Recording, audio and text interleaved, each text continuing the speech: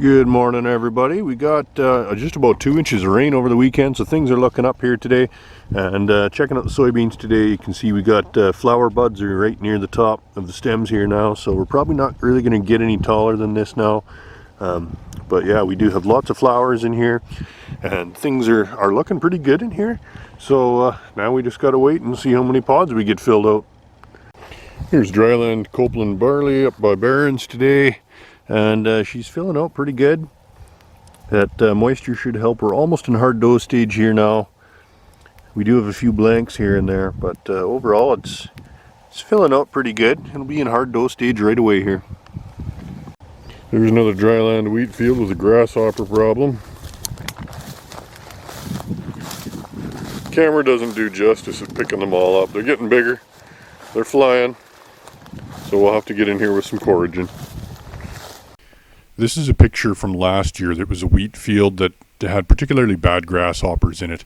And as you can see, we left quite a lot of the yield on the ground because we couldn't get them under control soon enough. Here's a good example of some different biotypes of kochia.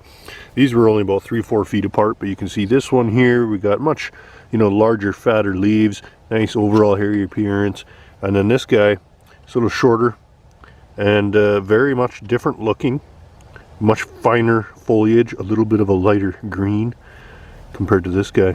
Really interesting to see this, but you do notice this as you go around, look at kochia populations in different areas. Sweeping a canola field, just starting to see the first little nymph lyguses showing up, so they're going to be increasing in number here shortly. Right now there's only just a couple I'm finding, but a couple weeks and they'll start getting bigger and more aggressive. Here's what heavy grasshopper pressure does to durum along the edge of a pasture field. You can see this poor durum here. We have basically no leaves left at all. There's not much for grasshoppers left here either. The coragen kind of saw to that, but they did do some damage in the meantime. Here's a different dryland wheat field and a whole schwack of grasshoppers. This is pretty high density.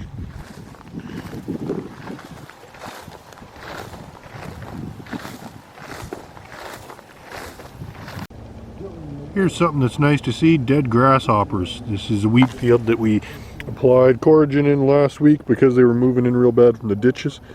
So we did 1 or 2 passes along the edge and cleaned it right up, and there's dead grasshoppers all over the ground here now, which is really nice to see.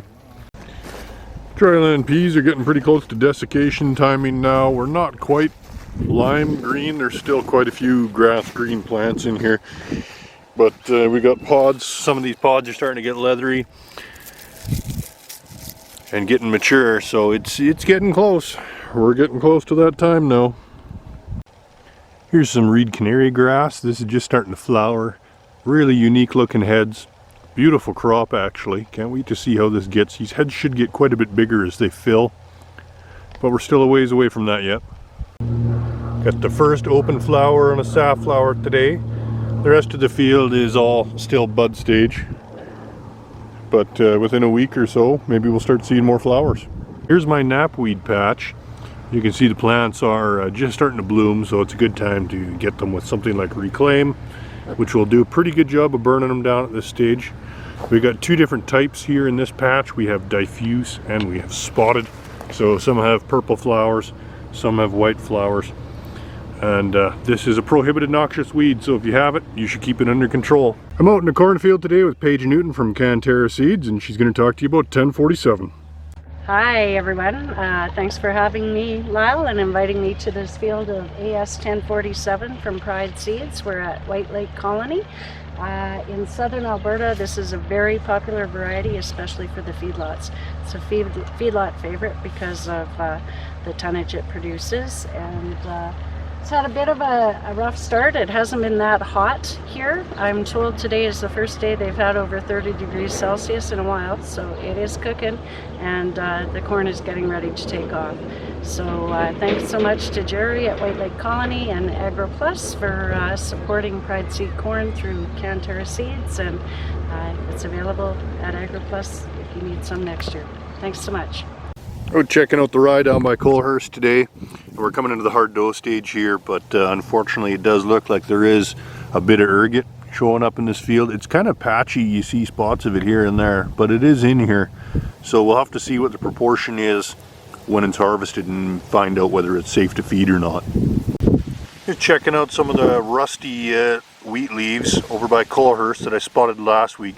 So these got sprayed with Prosaro late last week, and you can see the rust does not really look very active anymore. It's kind of lost its color.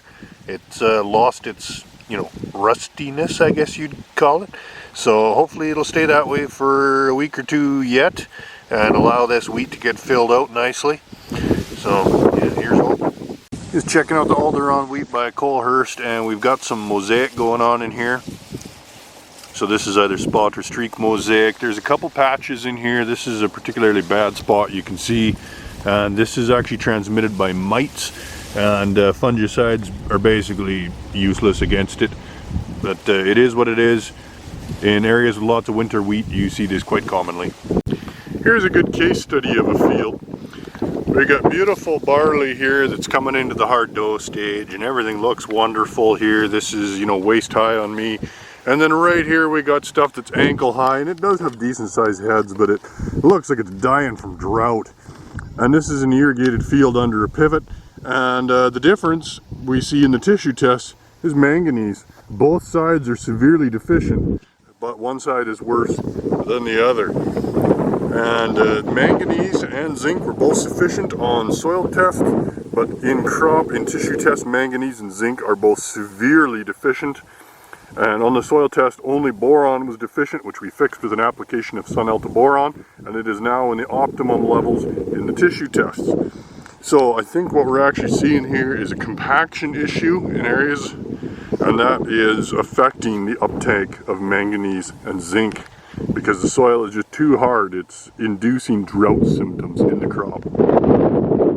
This is Pioneer Hybrid corn by Lethbridge this week. It's pretty much officially shoulder height on me now. And if you pull apart the upper leaves, the tassel is just barely in there. So we're going to have tassels emerging in here probably in just a couple days. So that's coming along pretty nicely.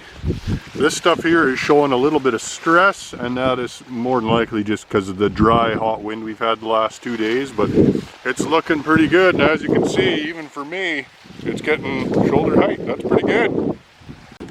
Here's some corn that's suffering from green snap. This is from the wind that we had on Wednesday. The hot, dry wind tends to bend it over and kind of dry it in place. So on this one, this happened right at the node where the cob is coming out, and it's bent right over about a 45-degree angle, and it'll probably really never recover from that. The top of it will try to curve up and go straight again. And this one was a little more severe. It's completely broken off inside there, but usually we just see more of this. This one was just right against a road, so it had farther to flex. Here's some green snap. This is in the Maize X corn, and you can see there's a couple here are pretty severely snapped off. You'll see this in areas where it's a little bit thinner, so there's a couple gaps here, and that lets them move a little bit more, and so they snap off. You see it more. Here's one over here that's higher up. So that's what that is. Green snap, we call it. Well, here's finally a test trial that we do have a line in the field. This is barley without a growth regulator. This is barley with a growth regulator. A little spot of lodging, but compared to that, a hell of a lot better. Thanks for watching, like and subscribe, and we'll see you next week.